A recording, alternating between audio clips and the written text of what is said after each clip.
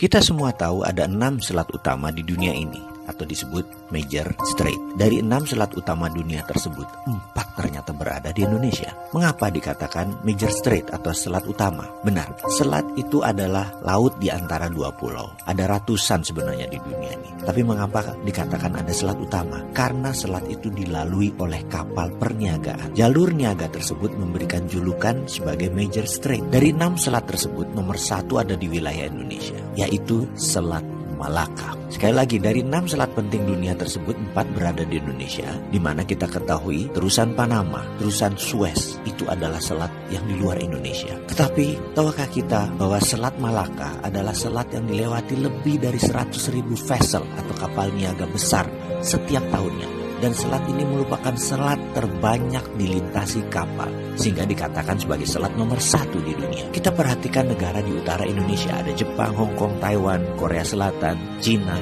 di mana semuanya adalah negara produsen besar di dunia.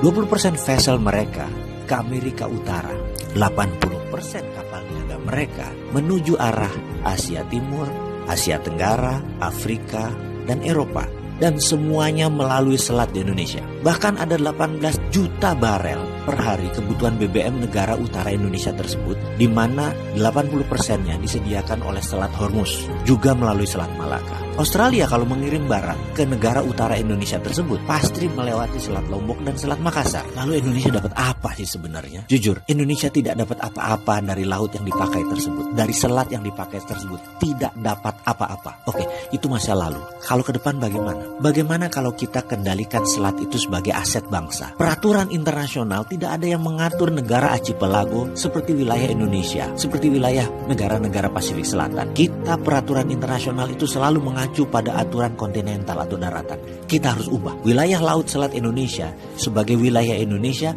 dan Indonesia memutuskan misalnya menutup laut tersebut. Apa yang terjadi? Dunia bisa geger. Australia lewat Papua Nugini kalau mau kirim barang ke utara. 4 negara utara Indonesia, Cina, Jepang, Korea, Taiwan, muter lewat Papua Nugini. Tidak usah pakai Selat Malaka. Gak bisa masuk lewat Natuna. Atau kalau mau ya melipir lewat sisi Thailand dan melipir lewat sisi Malaysia di Selat Malakanya. Pokoknya kalau mau melewati wilayah Indonesia, bayar asuransi senilai 1% dari nilai barang. Kita tahu barang yang lewat tersebut ada lebih dari 2 triliun dolar atau 2.000 billion. Jadi kalau itu kita asuransikan atau kita pajakin versi kita dengan nama asuransi, kita mendapatkan lebih dari 250 triliun per tahun. Dan ini untuk devisa negara. Akankah negara adik kuasa seperti Cina dan Amerika marah besar? Pasti. Beranikah kita melawan dan mempertahankan hak kita? Harus berani. Itu namanya revolusi.